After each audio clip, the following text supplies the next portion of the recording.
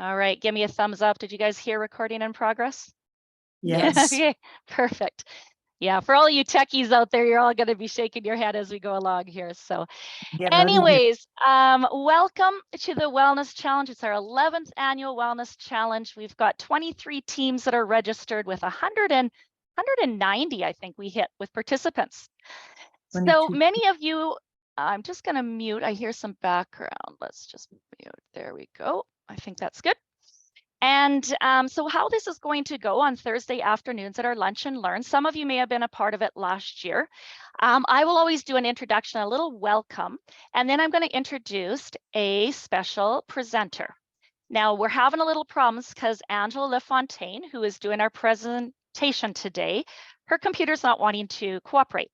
So you're going to be able to see her computer screen, but you won't be able to hear her. And so I'm going to try to do a little bit of the presenting. She's actually on my phone right now, so I can hear her, but you can't hear her. So this will be interesting as we go along. It's called Flexibility and Patience. So I'm sure it fits somewhere in the wellness when you deal with anxiety, how to calm it all down. So anyways, I wanted to just say thank you for joining the Wellness Challenge. A couple reminders, there are team captains out there. I'd like to say a huge congratulations and a thank you for taking on that role. All of your communication will come through that team captain. And later today, when this recording finishes, I am going to save it.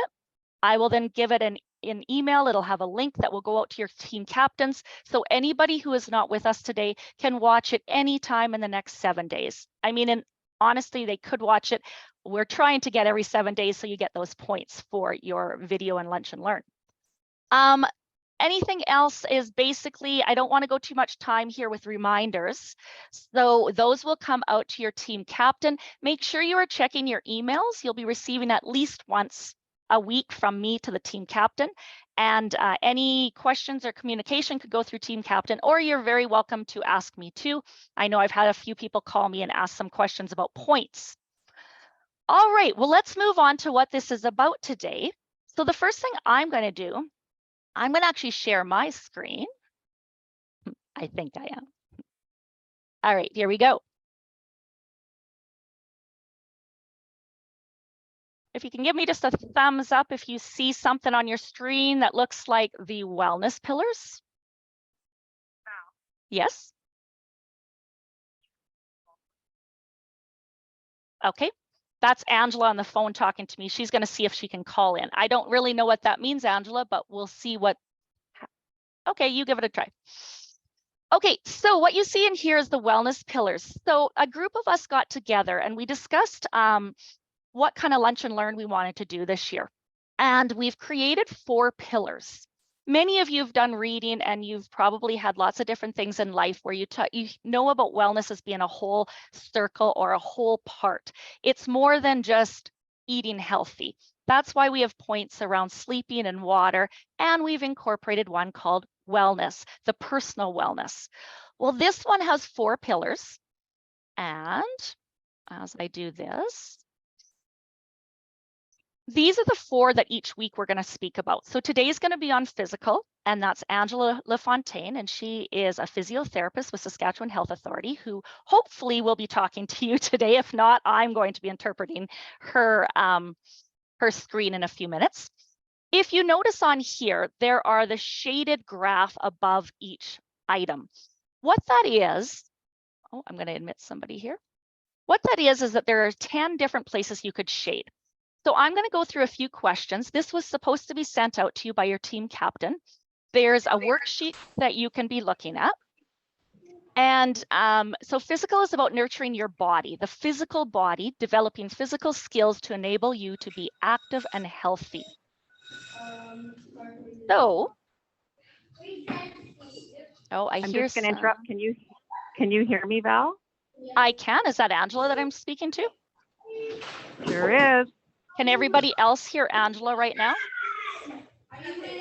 Okay, so we've come up with a new way. Angela will join you right away. Yes, Angela, it worked fine. Awesome. I'm going to take you off my phone then. Okay. Perfect. So each week we will go on to one of these, and today is going to be about physical. So the idea is that you would shade. There's 10 spots to shade. So when I ask these questions, I want you to think about your physical life and where you think you fit on a scale of 1 to 10. Whether you do this right now, later, or you just think about it, it is a document that we are going to be referring to during our lunch and learns. So perhaps at the beginning of the wellness challenge, you shade your physical and you're sitting at a 6. Our idea is to make very small improvements, and maybe by the end of the wellness challenge, you're sitting at a 7 or an 8, which would be fantastic. So today, during Angela's presentation, you may be able to get a few ideas and answers about these questions. So I'm just going to read them quickly and then pass it over to Angela. So for physical, in what condition is my physical health? So that's just pausing to think of everything to do with the physical body. Number 2, what does my body language tell me? Do I like myself? Are there areas maybe I want to improve in? Number 3, I think this gives us some good examples. What positive activities can I do to enhance my physical well-being? Now, these are beyond nutrition. You'll notice sleep, personal hygiene, exercise, drinking water, appearance, posture, rest, home tidiness, and financial stability. So there's a whole broad range of physical activities. And are there any harmful things that maybe I need to avoid? Examples could be dependencies. The ones I listed were alcohol, drugs, gambling, smoking, but we know that there can be other addictions too. Possibly work, right? Working too much and not taking enough time for rest. And the last question here are there some goals to improve my physical well-being? So that'll be something to think about while you listen to Angela today. And then next week, we'll move into our next one. So no more talking from Val. I'm so excited that you actually get to hear Angela and not myself. So I'm going to stop sharing my screen, Angela, and then you'll be able to share yours.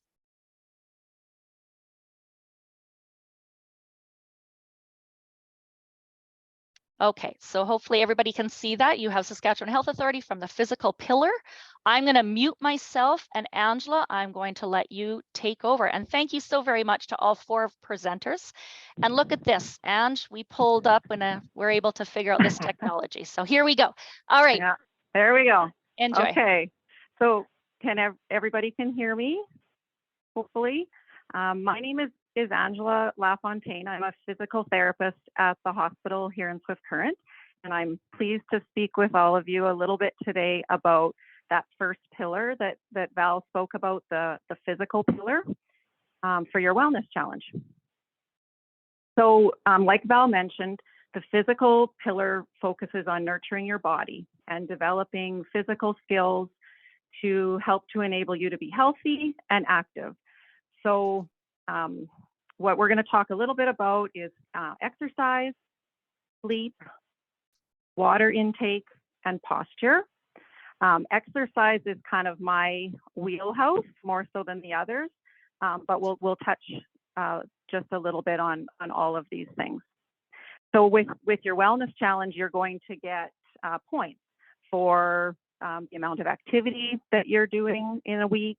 I believe there'll be some points for sleep as well as water intake. So we'll just touch a little bit on all of those things.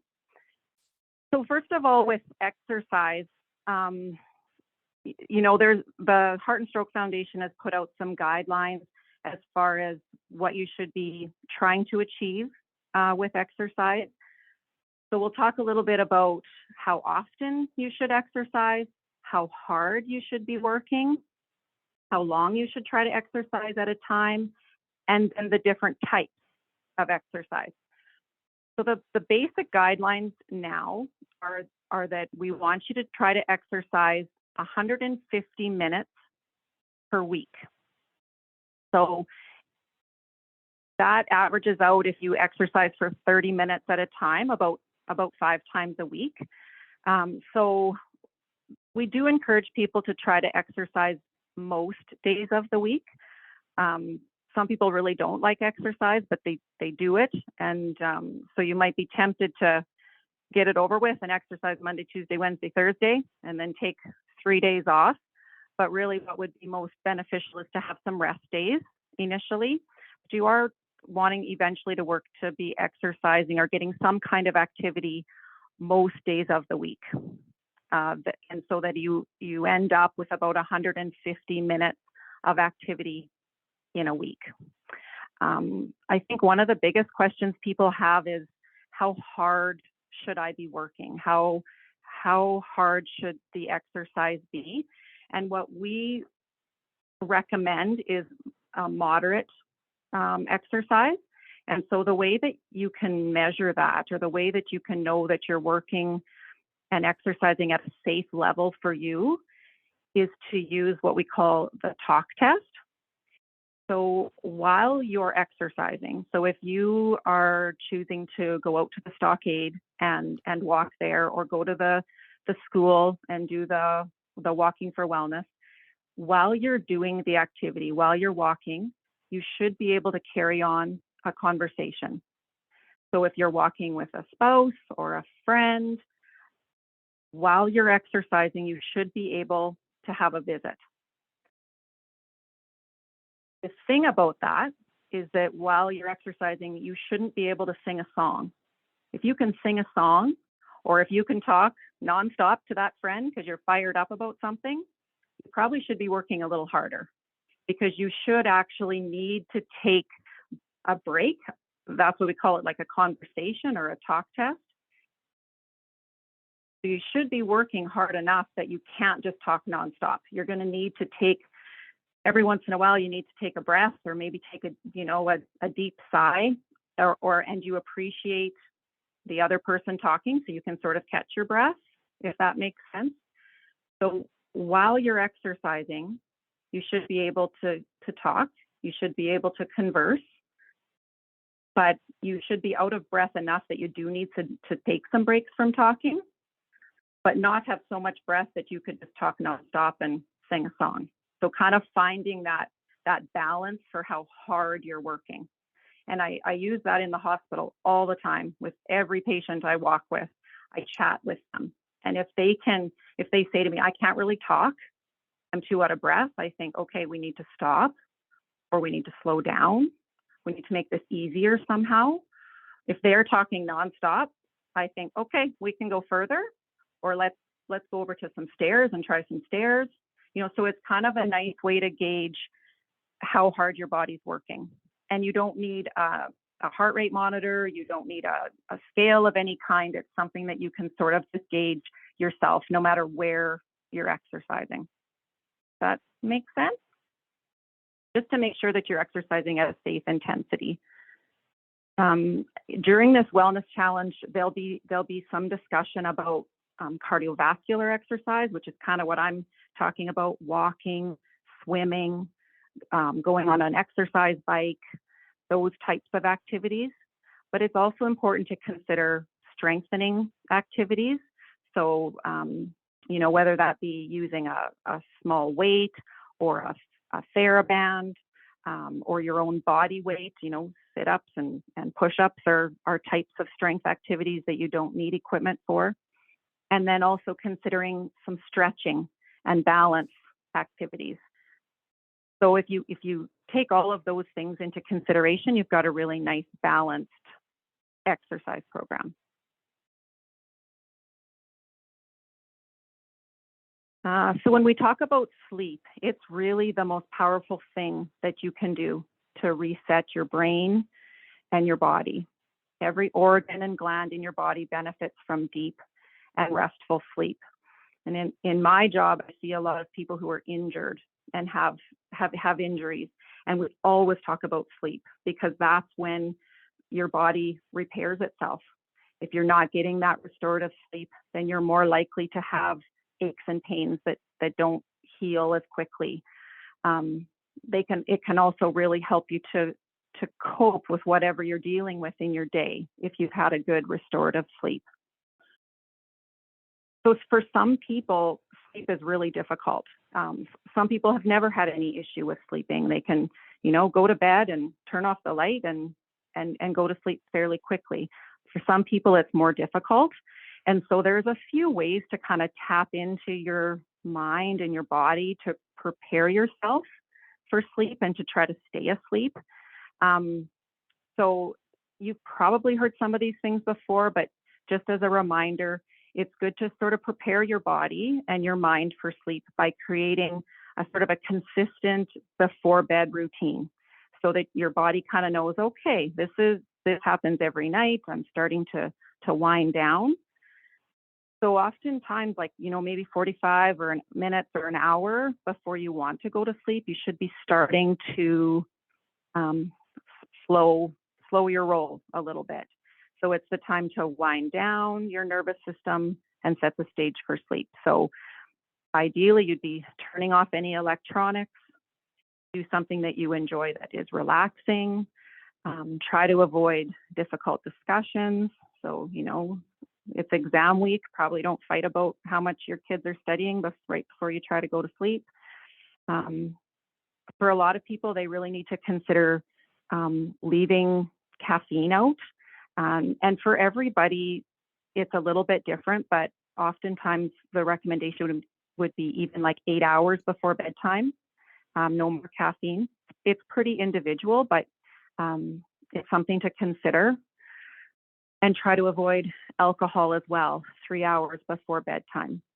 Some people may say, oh, it kind of helps me to feel a bit relaxed, but it is known to negatively impact the quality of your sleep.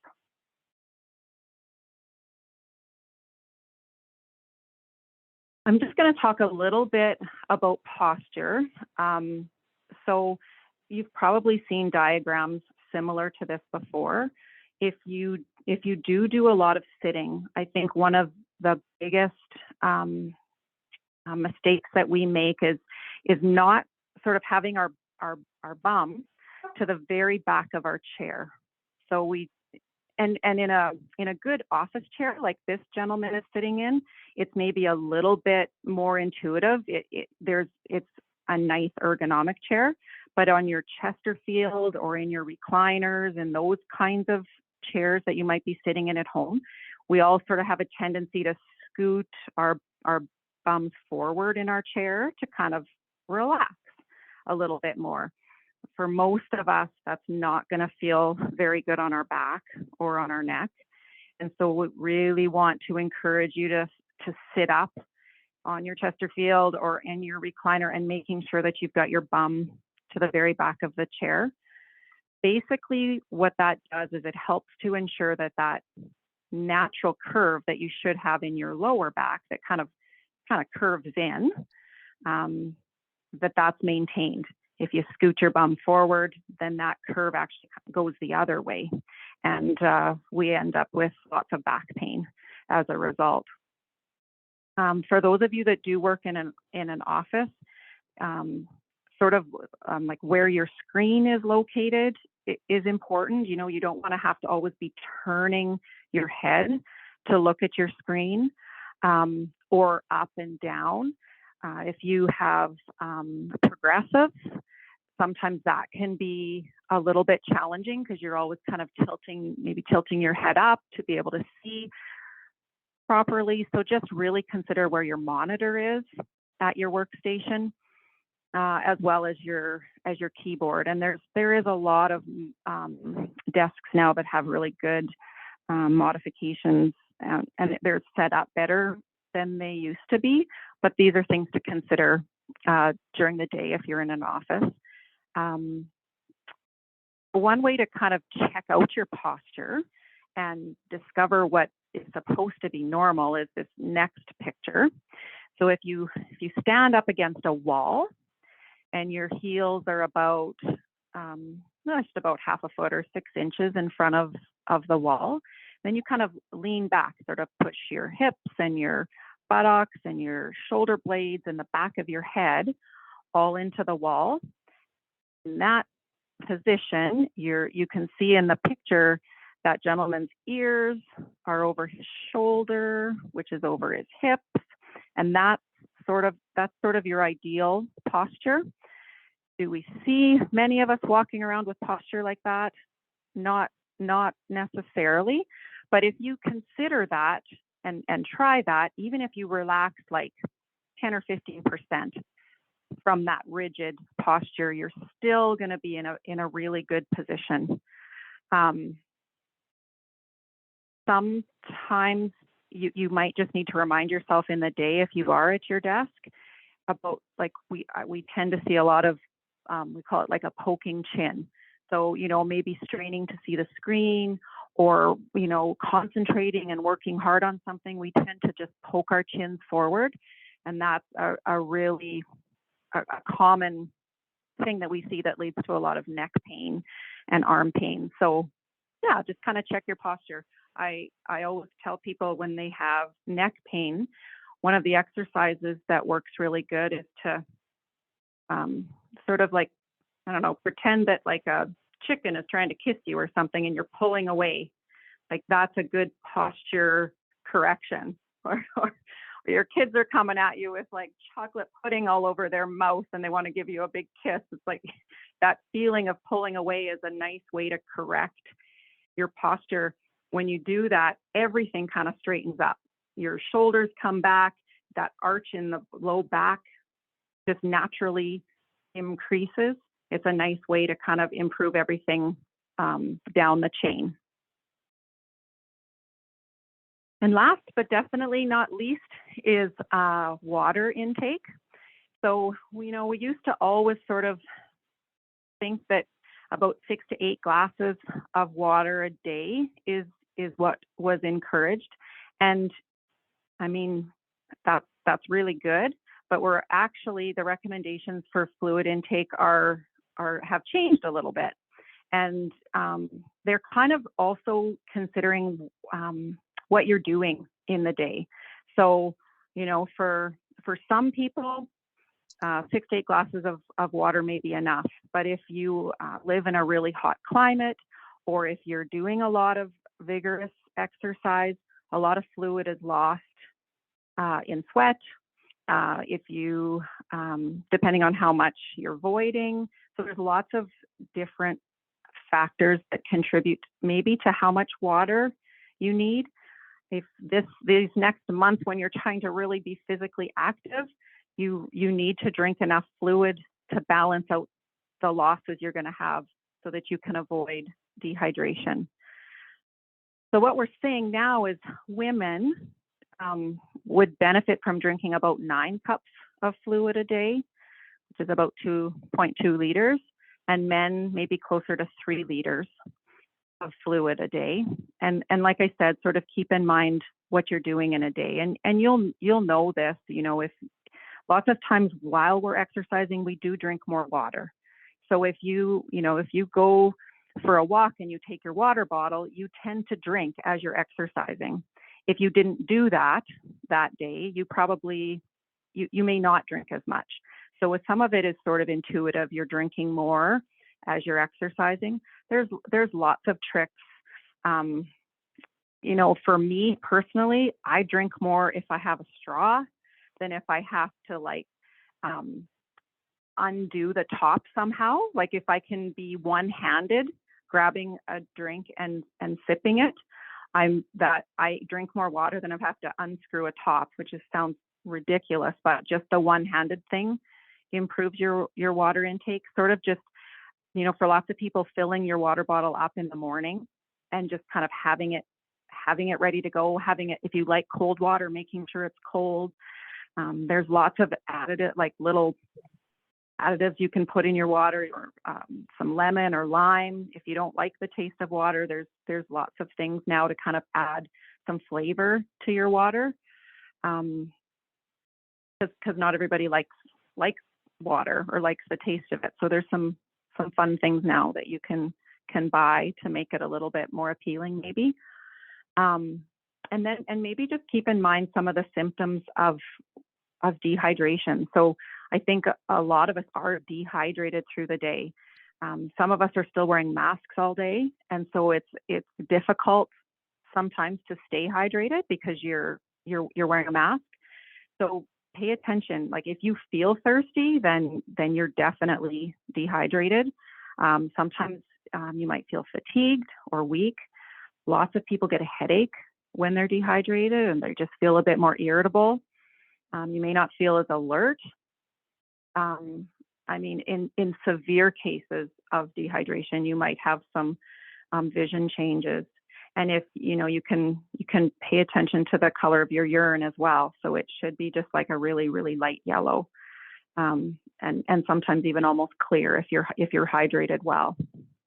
So those are just kind of things to keep in mind as far as water intake, especially if you joined this wellness challenge to really start to make some changes in how much you're exercising or that type of thing, then make sure that your water intake is correlating with that. If you're not used to drinking much water, if you're asking your body to be a lot more active, kind of all of a sudden you need to make sure your water intake also goes up, which you'll get points for, I understand, as well.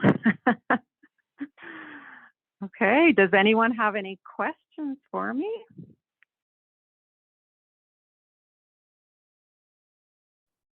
Angela, there was one question in the chat, and it was about coffee. Yeah. Is coffee Okay. calculated in those 9 cups? Let's say for a woman, 9 cups of water. Is coffee accepted for those cups? I believe that's what you're asking, Jordan. Oh, I think it is. I think it can be. What's the rule for the wellness challenge, Val? Does coffee and tea count or no? I put it as 6 cups so that you could have your 6 cups of water and then additional, I call them healthy additional drinks because I don't really want to be the judge but in my mind, yeah, tea and I think coffee would be in there. I think, you're not going to start counting your pop or anything like that. Right. But yeah, that's why 6 cups was chosen. So it was a little lower so that then you can add others. So for Jordan, for the wellness challenge, I would say 6 cups of water. And then if you want your coffee or tea above that, then go ahead. I'm not too sure from the information you gave to us, Ange, whether that 9 cups, I've always thought of that as pure water and your additional drinks would be up and above that, but I'm not exactly sure if that's true. Yeah, honestly, it might be a better question for the dietitian to see what they actually count them as. I feel like with those higher recommendations for water, maybe they would include some of those drinks that are water-based, like you're making your tea with hot water, right? But the caffeine part, I would maybe ask Krista when she does her presentation, see if she can comment on that. Yeah, for sure. And Mary had a comment in here too. Yeah, you know what? I'll even give Krista a heads up because she's going to go into nutrition in more detail. So I'm sure she will talk about the drinks. But thank you so very much, Ange. There was a lot of great information in there and our technology did work that we could see everything. I know we're getting close here. We're just about 2 minutes before it's 1:45. I want to be respectful of time. There's always ways that you can ask questions too. If you didn't get to your question here today, you can always email me and I have Ange and everybody that's going to present their contacts that we can reach out to also. Is there anything here? I have just a little bit to wrap up at the end, but any other questions or comments before we thank Ange and then I just kind of conclude for the day?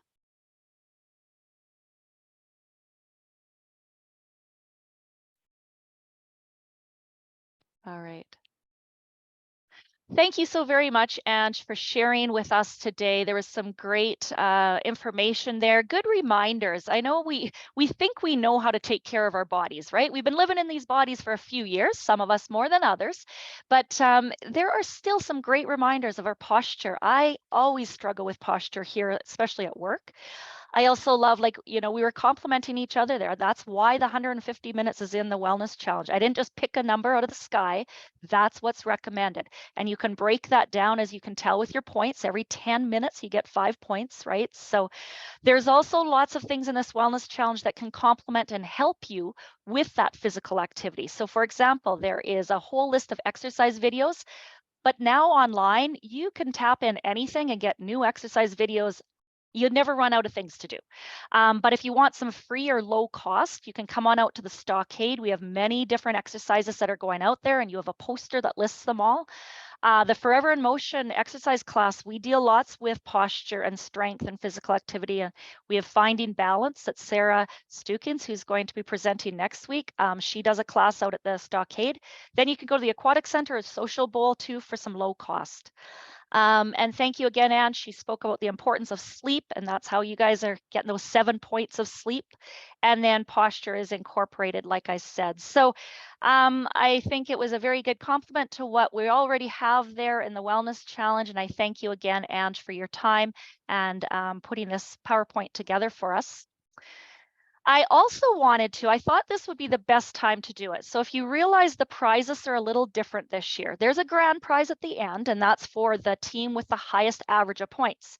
But this was a recommendation last year. There's going to be a survey at the end of the 4 weeks that you get bonus points for completing.